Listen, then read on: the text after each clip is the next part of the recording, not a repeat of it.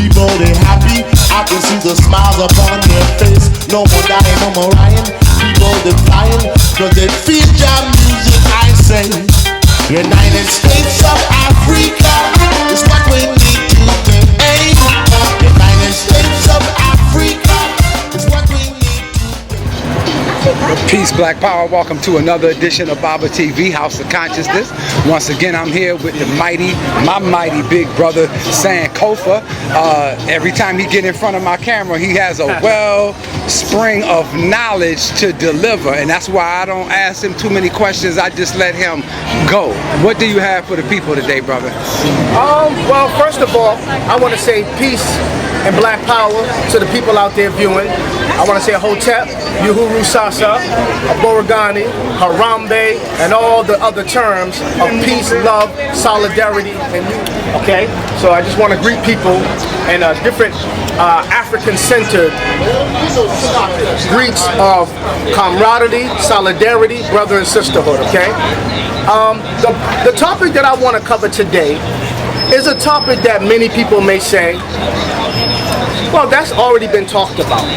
We already talked about the concept, the idea, the ideology of black nationalism, of Pan-Africanism. Many of you may even propose that that is an ideology, an idea, a concept that has been tried, that has failed, and that has basically played out. What do we need? Because life is about moving forward. This is what some may say. Life is about moving forward. We're moving backward with this red, black, and green, power to the people, ideology, nationalistic perspective of things. No, we are evolving people. We are a people who we're making more money. We've made more strides. We've accomplished more, and that is an idea that has failed us. This is what some of the people, and I will also add on that is a lot of the people who are unaware of what the idea, concept, and ideology was in its root and in layers, and what it was designed to be and why it was destroyed in the first place. Okay? So basically, I only said that to basically give you some groundwork or some framework basically of what the topic matter that I'm going to be dealing with today. Today's topic matter that Brother Sankofa is going to be addressing is going to be called Nationalism versus Cosmopolitanism. Okay? Now, I want to introduce you to what Cosmopolitanism is for those who may not know in its totality what that is, okay, and how it operates, okay? Why I say nationalism versus cosmopolitanism, versus meaning it is in contrast to or is opposed to, because I believe that the whole cosmopolitan idea or concept, or what you would call integration, has been something that has robbed us of any kind of social evolution, cultural evolution, growth and development, economic, politically, socially, academically, and otherwise as a people. And in this brief interview with Baba TV, I will give you my perspective, idea, and examples of how and why I say this, okay? Now, cosmopolitan defines as basically a collective of all, that all are one, that all are unified into basically a melting pot, okay, a multiplicity of everything coming together and being. That which, and as some may say, well, that sounds good. Sankofa, what is wrong with that? Are you so pro-black and so militant, some may say that now, that you have a problem with the idea of a collective coming together, unification without war, bloodshed, murder, thievery, robbing of all people? Wouldn't the world be a better place with that? What is wrong with cosmopolitanism, Sankofa? I will answer that by saying cosmopolitanism is unrealistic, if that is the way that people perceive and see it to be. But let this go by. If that's your perspective of what, based on the mechanics or the definition of the word entails it to be, that as far as an actual sociological practice is something that we know is unreal, because of the nature of people itself. Now we're in a melting pot in a corporate municipality that was set up in 1871 after the Act of 1871 called the United States of America. Okay, there is no real organic government here. Okay, this is a corporate. We're talking. This is a corporate municipality. Excuse me. Okay.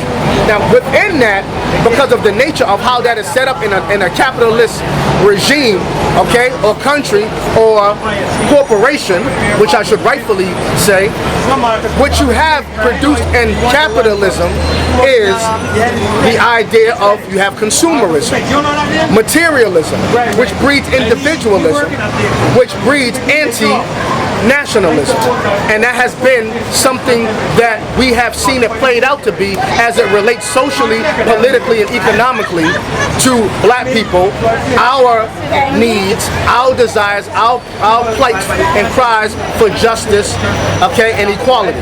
We have seen that has never worked out for us, and I will give you a lot of examples. I'm just, like I said, I'm just laying the framework so you can have an idea of where I'm going, so I can try to leave nothing out, so you can say, oops, but that doesn't make sense. What about this, that, and the other? I'm going to try to go into the dialogue by covering this, that, and the other as I lay down my perspectives, okay? But let me just lay the tracks for you, okay, so you don't get distracted. Now, as I was saying, cosmopolitanism as it relates to a collective of coming together socially and politically, we know that will never work, because we know that when people come here, okay, let's just say people from East India, people from the Middle Eastern countries, people from Asian countries, the Koreans, China, when they open businesses in your community, cosmopolitanism never works. That is nothing, that is never a real reality, because you could never say, hey, you know what, I need to get a job, this is in my community, I know the common people here, hey, it'll be good if I can just work in the corner store with the Arab. It's not going to happen. They don't hire you.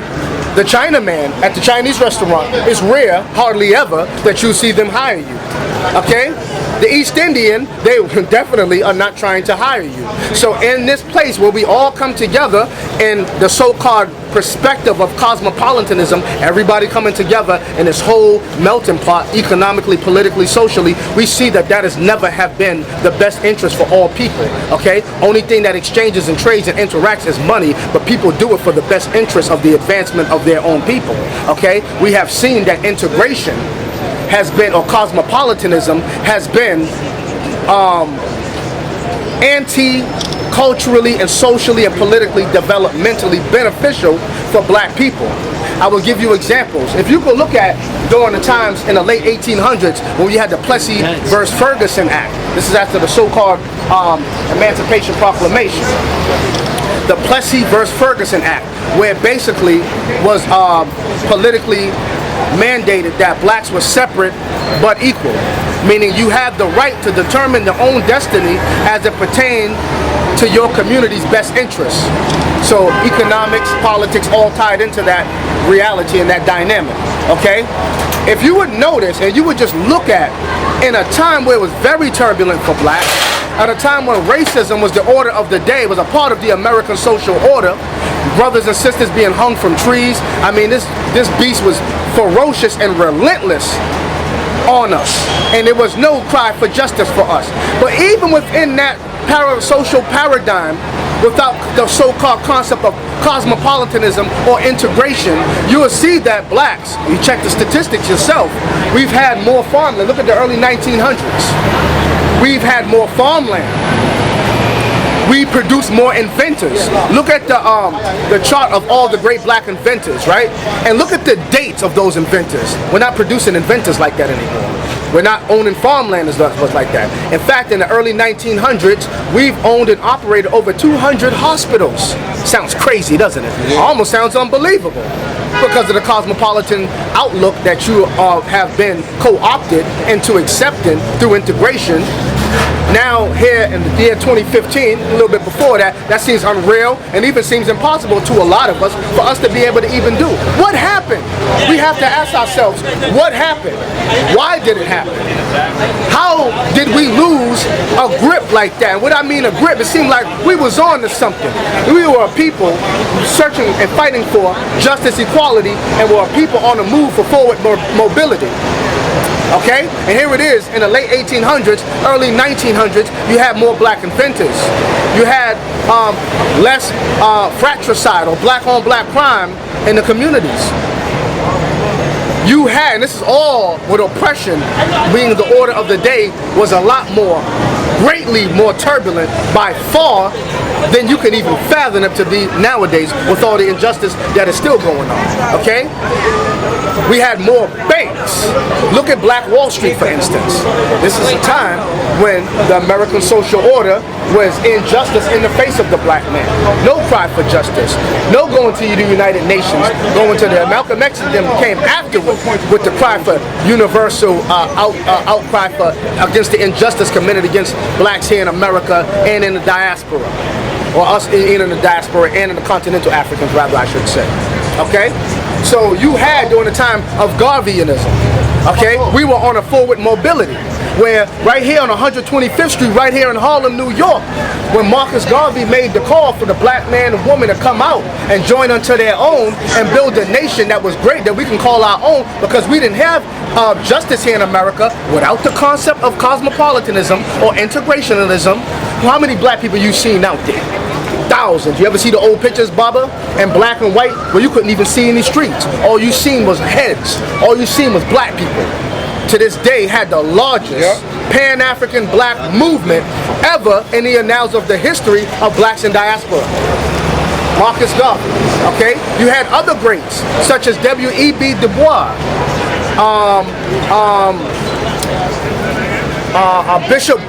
Bishop Walters, and other greats who established the Pan-African movement in the early 1900s.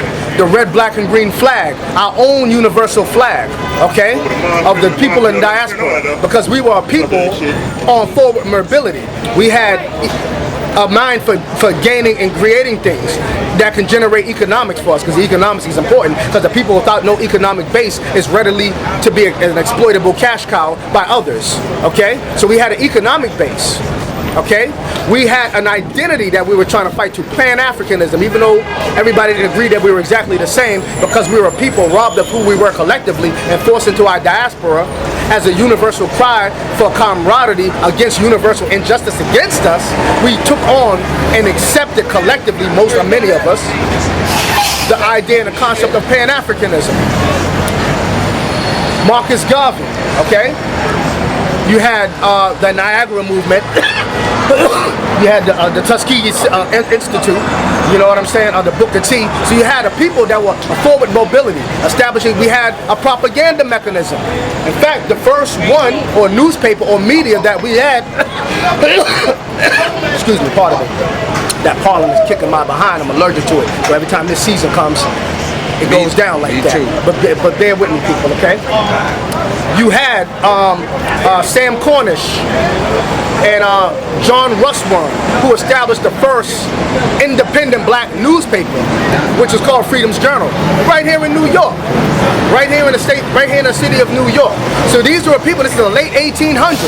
Yeah, we have newspapers now. We have editors now. We have millionaires now. We have billionaires now.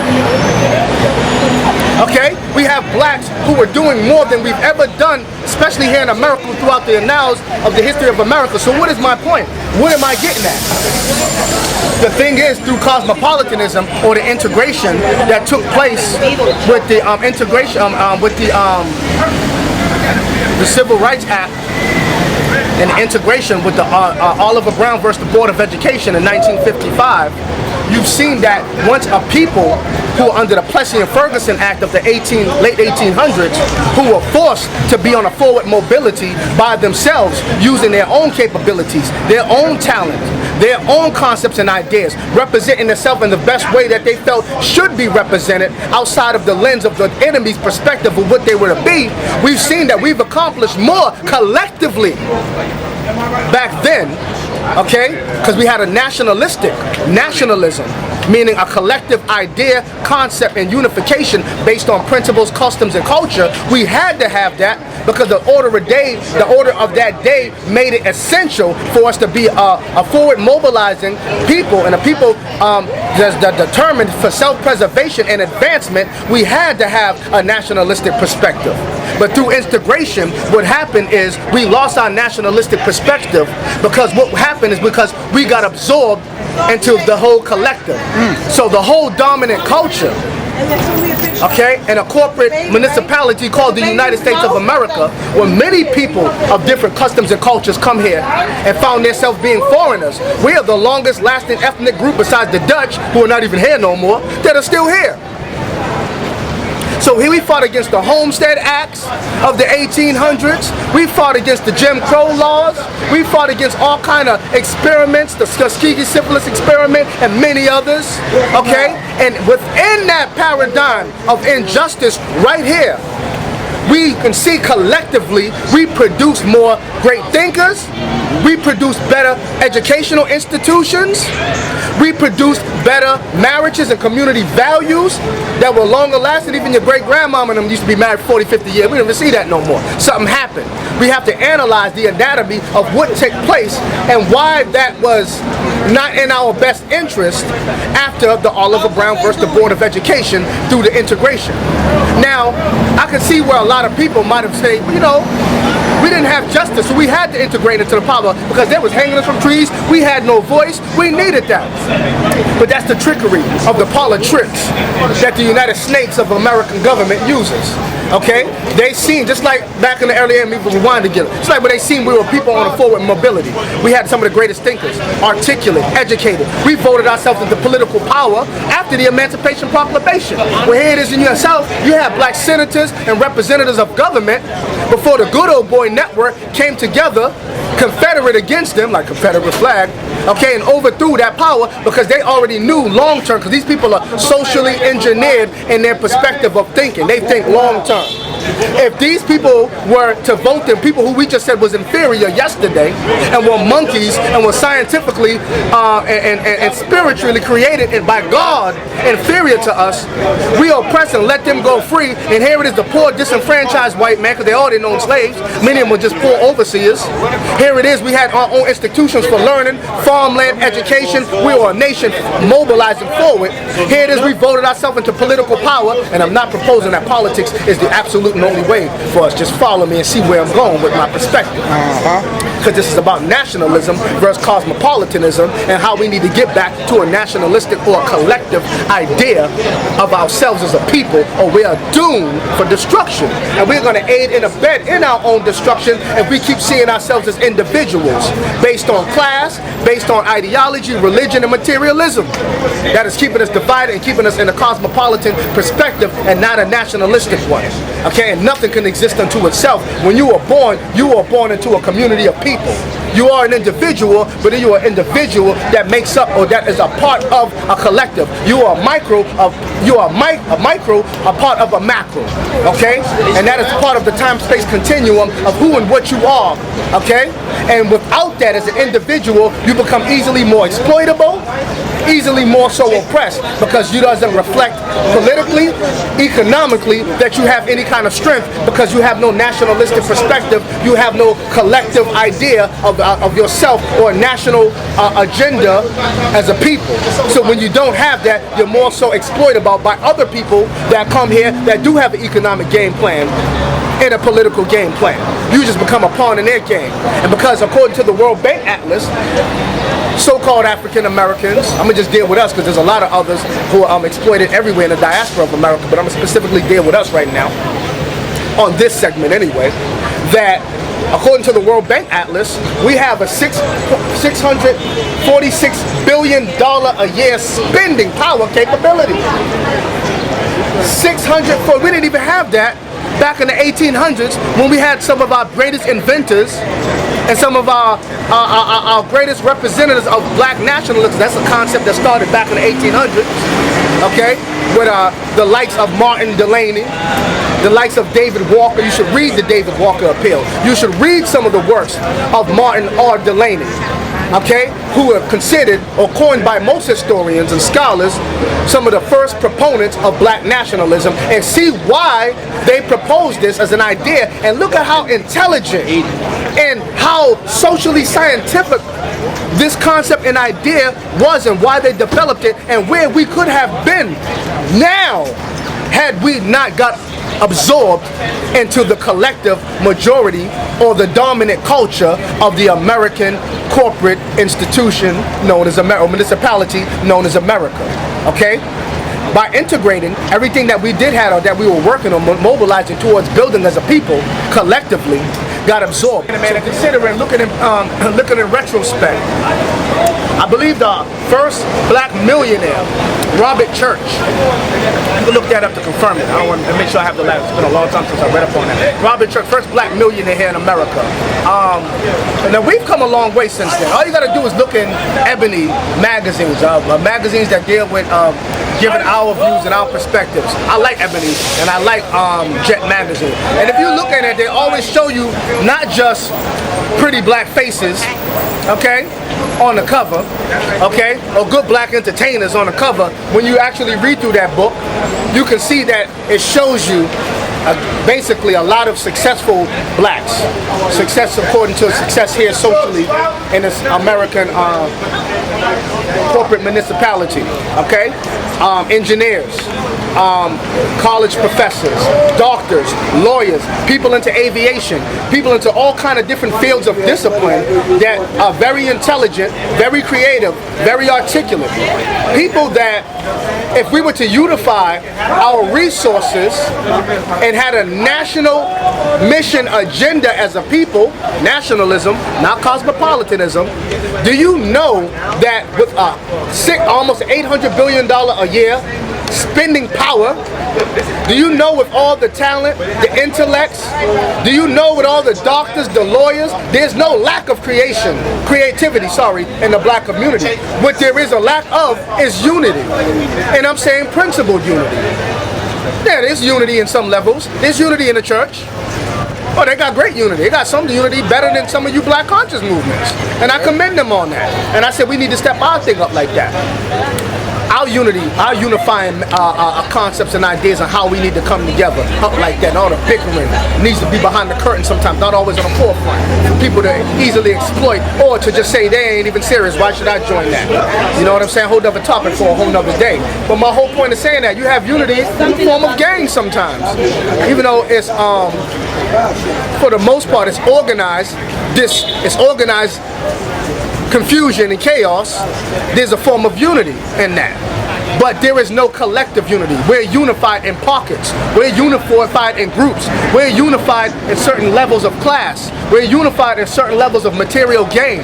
But we're not collectively unified in a national mission agenda and objective, something that we can say collectively would give us a forward mobility into self-preservation and economic, political, social resurrection. I can't even say development. We need to resurrect, even on that level.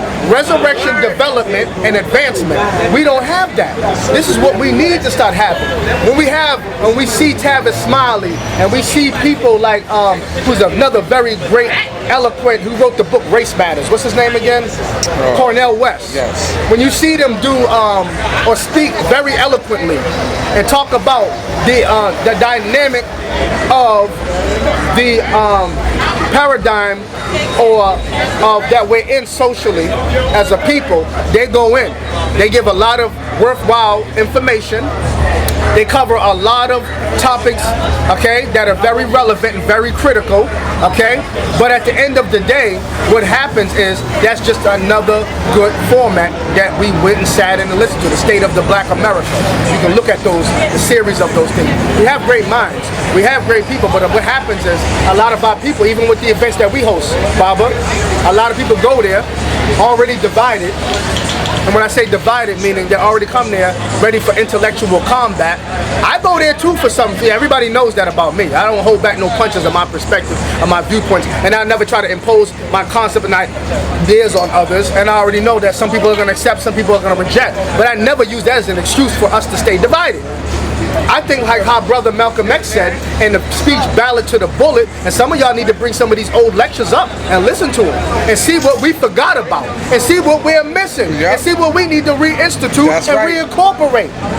Because yes, we should talk about the topics that we're having. Creation versus evolution. Very important. Very worthwhile topic to cover, okay, and to expound upon. The Hebrew Israelites, the whole series, versus Kemet. Very important, because our people, who are people, a product of being lied to and robbed of a practical knowledge of self, okay, we need to rediscover and dig up and find out what's what, who's who, and which part we play in that, so that we can properly mobilize forward into a brighter and better future. So it is important that we deal with these topic matters. I would never say not to. Read them books. Deal with scholarship. Deal with that empirical data. Also, while we're reading those books, sometimes we need to come up out of the books of dealing with scholarship and look in the world around us. And we need to start thinking about being vanguards and revolutionary. And when I say revolution, that doesn't mean the concept of revolution that you might have been given through a PBS documentary on the Black Panthers in the 60s. That's not the only concept of what revolution is, even though I respect, understand, and admonish, okay, and praise what them brothers stood for. But some people think when you say revolution, there's a brother with a beret on, with a red, black, and green armband and some combat boots saying black power and off the pig. And that's what all revolution means. That's all nationalism means, when they have a distorted and warped perspective of that. First of all, you need to broaden your scope on what this is, and hopefully something that I'm saying on here can give you the information necessary for you to want to broaden your scope, to understand what revolution. That's my book. Bring that to me. That in the Burberry bag. That's mine. Yeah, put it back in. That's okay. The Burberry bag is mine too. Push that back there with it. Okay. Now, reading these books, very important, very critical information, very necessary data. But what we need to do is become multiplicity, and what we're trying to do to ascertain power and evolution and elevation as a people. We not just want to deal with theological topics all the time. Only. I'm not saying never, I'm saying only. Okay? Not never, once again, only. Because here it is. These are images that we're seeing right here in the 1950s, the 60s, right here. If you want to check this out, people out there viewing, go to withoutsanctuary.com, and it'll give you what these pictures were, a lot of them, and the story behind the actual pictures, okay? Very good thing to look at. Look at this right here. Trayvon Martin, a couple of years back. We're still fighting and crying for justice right here, where a lot of us like to say, this is 2015. You still talking black nationalism? It's 2015, nigga, you ain't? And we're still losing? And we're still being revisited with the same conditions that we were faced with in the 1960s and 40s? Black men being hung from trees, dragged from the back of pickup trucks, not just James Byrd Jr. in Texas. You know, that's been happening a couple of times since then. You know what I mean? Look at this, Eric Gardner, choked out. The same conditions, although we thought through integration and cosmopolitanism that we thought we may elude, because Martin Luther King had a dream and oppression went away after the 70s and 80s, and then only popular is killing us, we're just killing ourselves, which is true to an extent. We'll cover that too.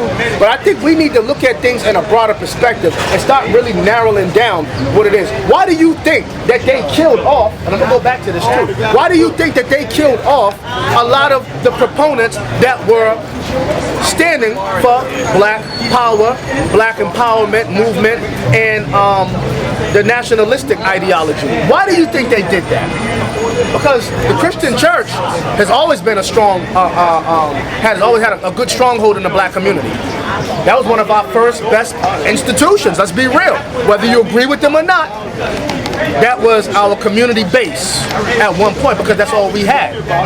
But as the people that have started to expand in consciousness and evolve in their perspectives and viewpoints and get a broader education of things in the world in which they live and who and what they are or ought to be, as we started to expand in consciousness and even travel to the northern parts of the region, Philadelphia, America, northern, East Coast parts of America, Philadelphia, New York, Boston, Rochester, New York, where a lot of these prolific, intelligent spokespeople and proponents for nationalism and Pan-Africanism spawned. you'll see that there was something about their message that was a threat. The first FBI agent that was ever put inside of the a black one that was ever put inside the FBI group to infiltrate a black movement was under J. Edgar Hoover, and this was because of Marcus Garvey. There was something that, and they did with counterintelligence, meaning they seen something intelligent that these brothers were onto. They seen something that was potentially a threat to the American social order, or the game plan for what they had for us. They seen something that was able to undermine that and offset that. So being that we was a part of something that was mobilizing and galvanizing the people towards self-sufficiency and independence, okay, and we were a self-contained unit, they looked at the long-term effects and implications that this would have, okay, and they seen, that's why they called it counterintelligence. They seen it was very intelligent and they had to encounter that. So they infiltrated, they used the first black, he was a notorious racist too, J. Edgar Hoover, and homosexual, but a notorious racist, and he put the first black FBI agent on the case and to infiltrate a black movement because of Marcus Garvey. And we noticed that, why didn't they just do this to other proponents of group? They didn't do that to the NAACP. I'm sure they already controlled that. Jacob Schiff, the white man, started the NAACP, a white Jew, started that and controlled the dynamics of who got put in effect and all that. Alpha Phi Alpha, or the Black Boule, started by Skull and Bones. They controlled that, and a lot of the leaders that we thought we had that were for us, they handpicked those leaders and gave them to us. They cherry-picked those leaders and gave them to us. But the charismatic, outspoken person that was uncompromising critic of the injustice committed against us by white America, that had the ability to galvanize and mobilize thousands of the people, had their own information mechanism through, because back then the media was newspapers, Marcus Garvey, and many other groups that came after him. The ideological son of Marcus Garvey, who was Carlos Cook, right here in Harlem, who brought back the red, black, and green flag, because they had died down for a minute, and the whole Pan-African ideology, with the African pioneer movement that Brother Thutmose, you know him, right, brother? Yes, sir. Was a part of. Powerful brothers. Okay? You see, they pushed them off, offset that. Brother Malcolm, a lot of people say, well, they killed him because he went to Mecca, he seen there were white Muslims, and he went against Elijah Muhammad's teachings. So they had to kill him. No, man, you gotta stop being so shallow in your perspective and just stop watching PBS documentaries on your leaders and actually go and talk to some of the people who walked the streets of Harlem, that knew him, that worked with him, and do some real revolutionary research on him. Okay? The reason why they shut him down, because he started to travel abroad with his message of Pan-Africanism. Yeah, he taught a theological concept of the white man being a devil, but religion is the opium of the masses. So when the black nationalist movement came, they started to influx the community with drugs and guns. See, they didn't have to do that with the ideological perspectives. They infiltrated that and all that because they already was on the opium of the masses, which was religion. Because with religion, at the end of the day, you're waiting for something supernatural to take place to change your dynamic, socially, politically, and economically. What these brothers were doing was trying to establish something sound on the ground while they're still around in a very revolutionary manner, and organize a network with other people who are fighting for and striving for and just accomplishing the same thing, i.e., you had a lot of, through Pan-Africanism, a lot of the people, a lot of the countries in Africa were just gaining their independence. Kwame Nkrumah, Patrice Lumumba, you know what I'm saying? The Congo, you had Idi Amin, who overthrew the East Indian and the Asians who were over there oppressing his people and established a paradigm for power for his own. And then you had these people that when Malcolm X left the Nation of Islam and started teaching about bringing America to the national court, the world court of the United Nations, not just charging them. You go into Jesse to tell him his brother James is oppressing him, and Jesse and James is the same goddamn person. No, he was trying to do it on a broader scope. So by him trying to internationalize our struggle and getting respect and even getting endorsed by other leaders of countries who had just gained their independence, they seen his as an ominous, imminent threat down the line, because he would produce more Malcolms, he would produce more nationalistic people like that, and that would offset and undermine the whole paradigm for destruction that they already had us lined up for. That's why they killed Malcolm X, because what he was doing and what he was going to produce long term. So they had to cut him short in the infancy of what he was trying to do. Brought right here in the Hotel Teresa, brought of the president of Cuba, who overthrew Batista, him and Che Guevara in the 1950s, okay? Overthrew him, and it was a very revolutionary-minded who respected and endorsed the concept and the political ideas and ideology of black nationalism, okay, and anti-cosmopolitanism, but they knew that was a trick that was going to socially, politically, economically absorb and destroy us and take all of our wealth and resources to build their paradigm, but deflate ours. So when people like him, proponents like the Honorable Marcus Mosiah Garvey, Sam Cornish, John Rushmore, you know what I mean? And other revolutionaries at that time were proponents of black nationalism. Huey P. Newton, that's why the Panthers were a threat. That's why they shut them down. That's why they said, in order to counter this, you ever see the movie Panther, where they had even though it was art imitating life and it was entertainment, it was true. They had the dude, the light-skinned brother, get on the boat. Well, he wasn't a brother, he was a sellout in the movie. Get on the boat with the mafia cat, where they used the mafia dudes, and the CIA and the FBI worked hand in hand to help to destroy black nationalism as far as it operated in a movement, and as it was a growing movement in the 60s and 50s. That's a fact, do your research. And it said in the movie, when he was on the boat, he said we can get cheap drugs to try to put into the black community. Because they seen that there was Panthers sprouting up. Not just Panthers, you had Mau Maus, a group from Nairobi, Kenya, from the Kikuyu tribe, was being emulated right here in America in the 1960s and 70s. And these people were trying to fight oppression. These people were becoming politically conscious. They wasn't just talking about the sky cracking open with some angels coming to sing. Even if some of them did believe that, they said we got to fight right now because that might not happen in our lifetime. Everybody else who believes in a God concept or idea is still benefiting on the resources and the riches of the earth and oppressing us with it. We're just waiting for something in the sky to come while we give our money and to them and finance our own oppression and destruction. So a lot of these people came up with the political philosophy, ideology, or carried on, didn't come up with, but carried on and continued to mobilize from under the pioneers and carried the baton into a new day and age and upgrade the concept of nationalism, because they knew that this was necessary for our self-preservation. And all the proponents that stood for that were infiltrated, were ostracized, neutralized, were murdered. They were destroyed, their organizations were infiltrated, and then at the same time, you've seen the influx of crack, a lot of dope and heroin in the community to counter the positive images that were sprouting all up. To counter that, you've seen the blaxploitation movies. A lot of them I watch and I like too, I ain't going front. But I also see from a broader lens and from a broader scope of understanding what was going on and why these movies were so prevalent and so popular, and made to be so popular at that time. Because they know sound, color, motion, and image perpetuated into the minds of a child has a long-lasting psychological effect. And in doing that, you've seen a lot of people wanted to emulate the pimp. They wanted to be Superfly. They didn't want to be Huey P. Newton. They didn't want to be Bobby Seale. Okay? They didn't want to be John Huggins. They didn't want to be Fred Hampton. They wanted to be Goldie. They wanted to be Pretty Tony from the Mac. Yeah, them niggas want that honey. All we want is the money. That's what niggas wanted to be. So niggas went from wearing afros to slick back perms. Getting the white woman was the order of the day. Exploiting the hell out of black women who already been exploited here in the hells of North America by the white and black man. Even more, turning them out to drugs and dope and prostitution to help to destroy our community and put a wedge between those who were trying to build the community and fight against police brutality, political and social injustice, had to fight against components in their own community who were a criminal element that was starting to merge because they were being financed through the CIA. Not financed, but the drugs was being put in the community through the help and the assistance of the intelligence apparatuses of the United States government, and used to do it was the mafia at the time. Okay?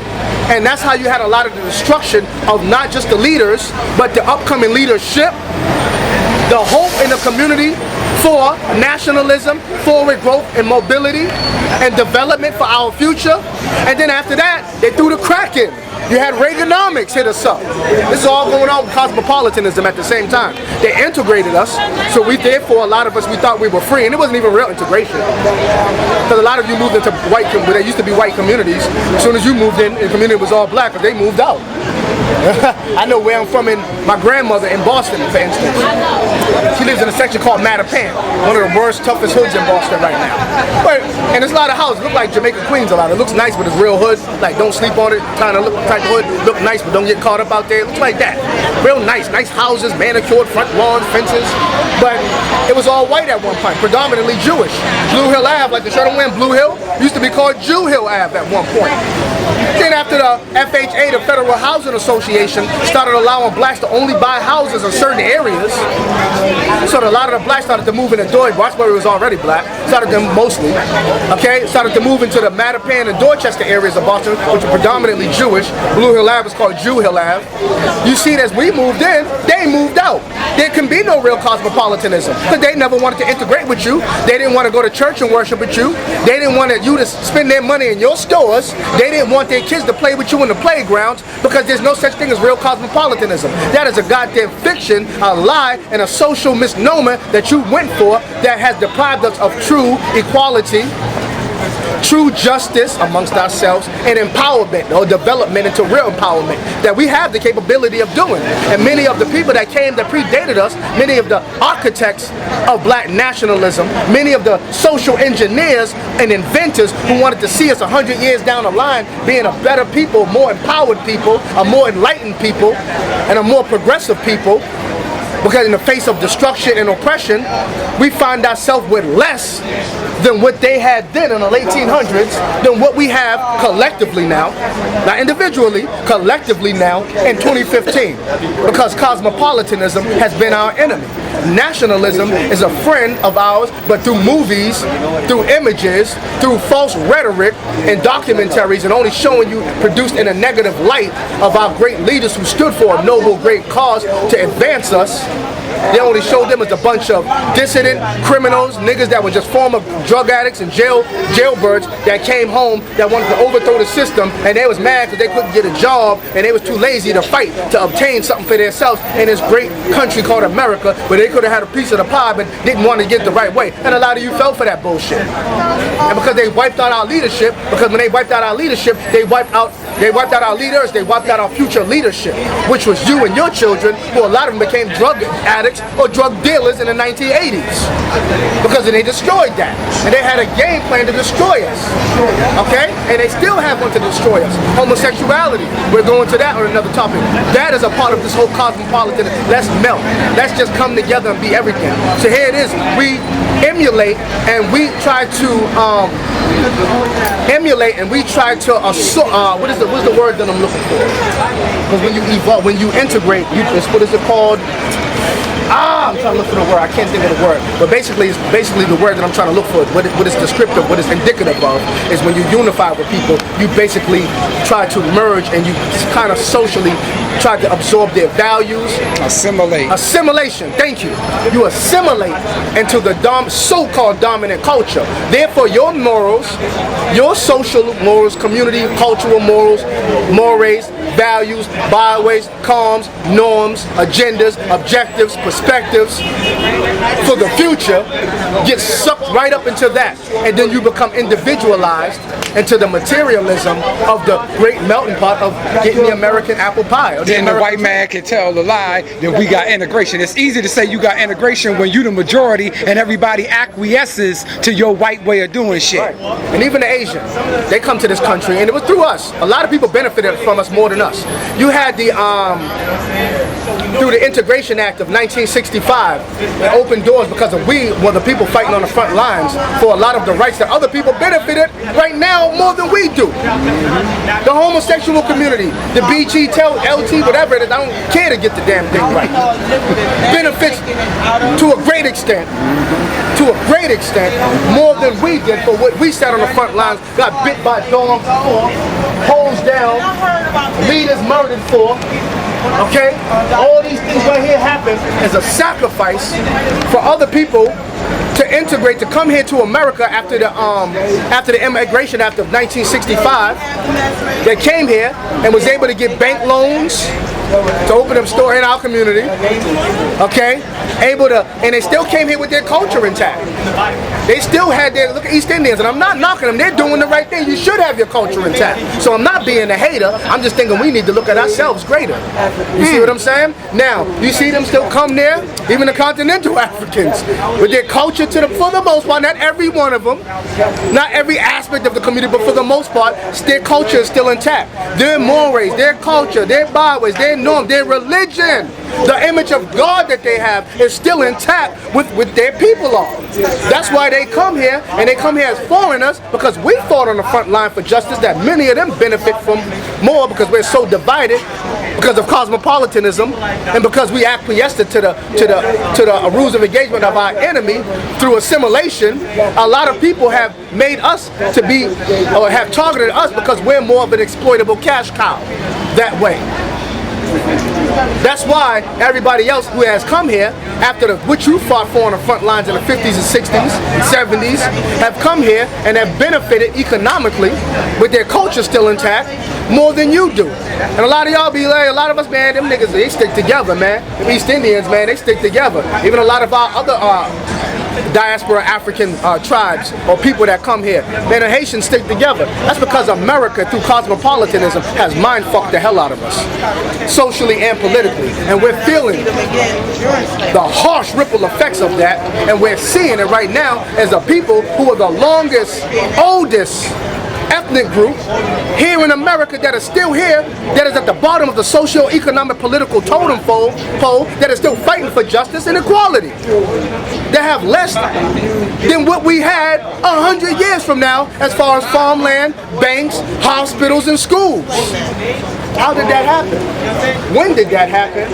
And what is the solution? We need to analyze that.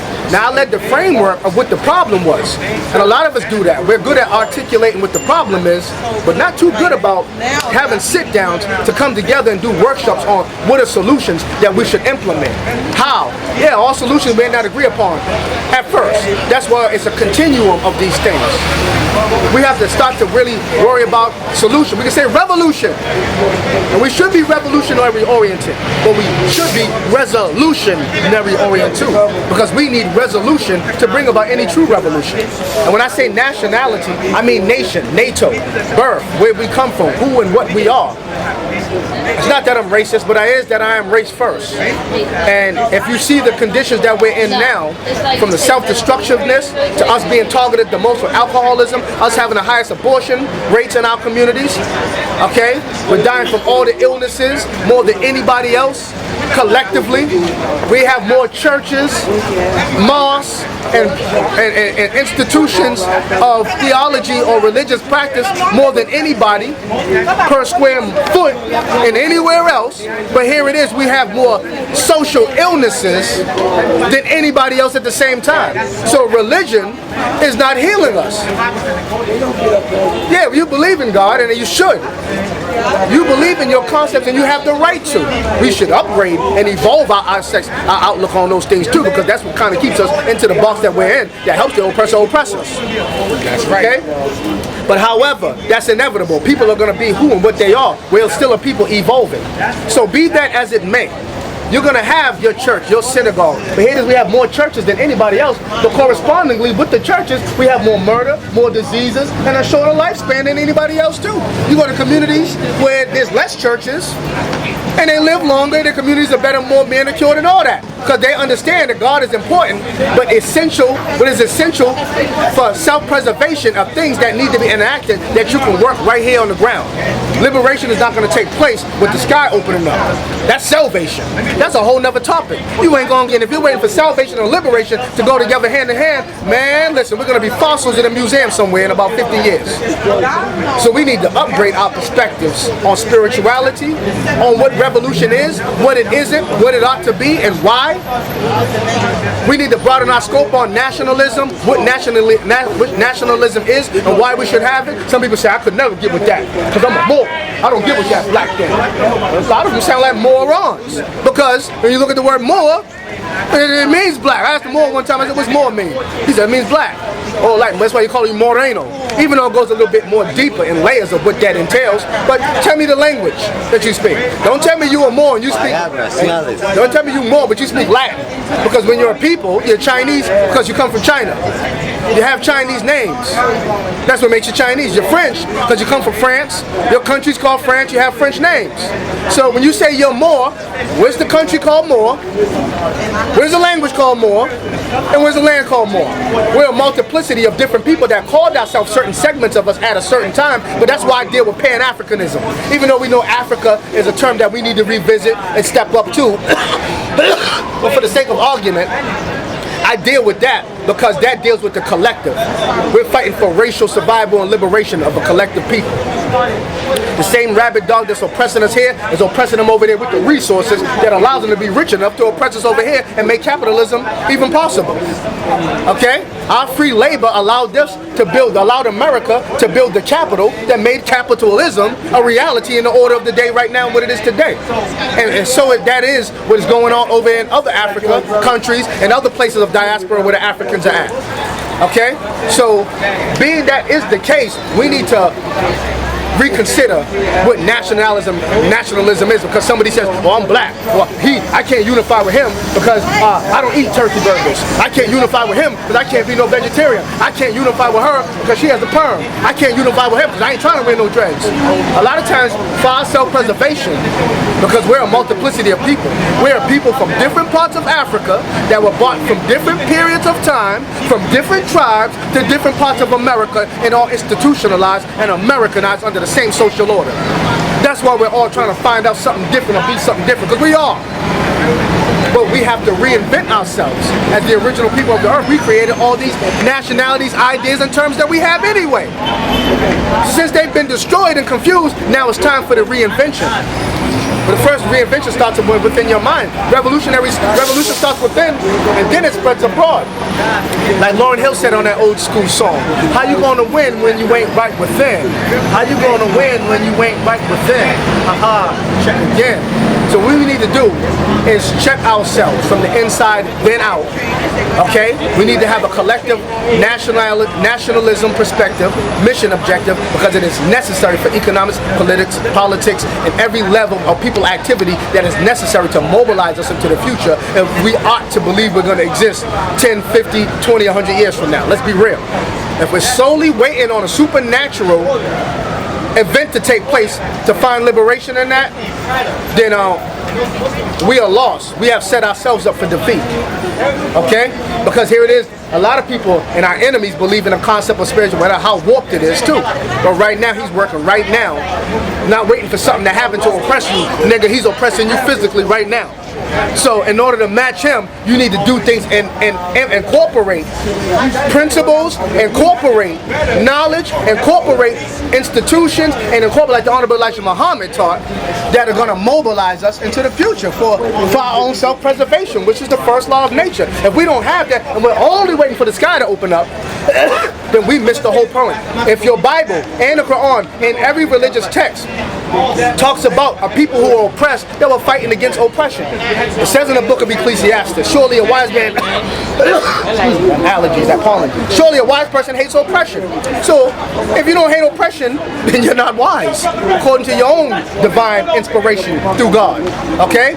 Most people stood up and fought. Buddha stood up. He could have been a multi-millionaire before his time would be considered millions, but he wanted to stand up, according to the story, and fight for the liberation and advancement of his people.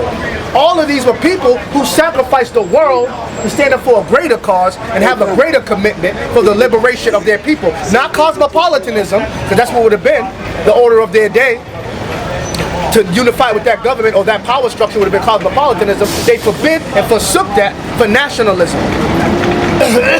For their own people, for their gain, for their development, for their evolution, for their self-preservation. And we need to do that. We need to incorporate those. If you're going to believe in these stories, take the real essence from out of these stories from a revolutionary perspective and incorporate that into a realistic paradigm necessary for change right here and right now in this lifetime. If not, we're going to be fossils in a goddamn museum in about 50 years from now. You know what I'm saying? So we need to really reconsider, re-educate, re-evolve. We need to implement knowledge, and then it needs to be accompanied by the implementation of practice. Because knowledge by itself is nothing. It has to be practical. It has to be hands-on.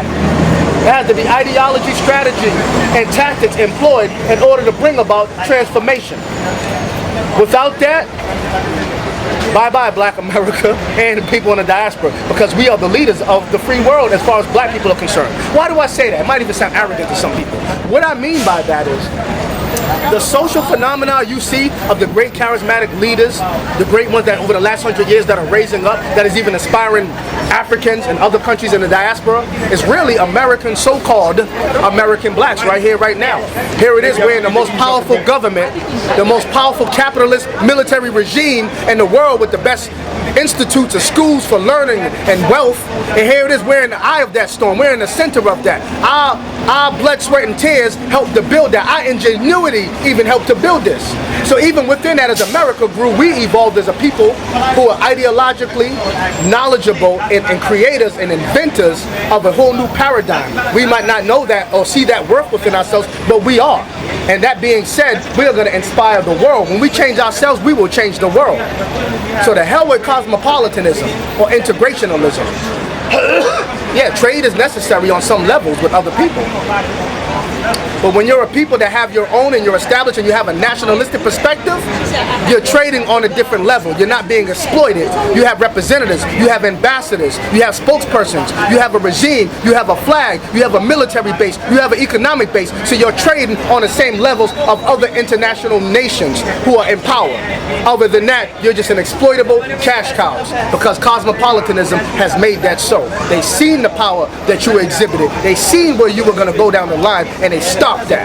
And they gave you back the images of your people, your greatest ones, your greatest proponents of leadership and transformation within our people. They gave you a distorted concept of what they are, so you wouldn't even want to be like them. Or you would want to say, that's that old black shit, I ain't trying to hear that. This is 2015. And you're only speaking your own death into existence long term with that perspective. So I want to say death to cosmopolitanism, and let's give and breathe life back into black nationalism and Pan-Africanism. Baba TV, you did it once again. I want to thank you for the opportunity. Thank you, brother. To expound on the topic that is critical, that I felt very necessary at this very point. Yes, and sir. I also want to say to the people, this is not just an interview that Sankofa just kicking again. I'm actually working on a presentation. So I'm going to have images, statistics, actual footage to show you, to give not just words, but a picture. Not just a picture, but a picture with sound, color, motion that has more of a broader effect and more of a powerful impact on how what I'm saying is very important, critical, necessary, and something that we should reconsider. All right, and on that note, I want to say Hotep, Uhuru Sasa, Black Power. Black power.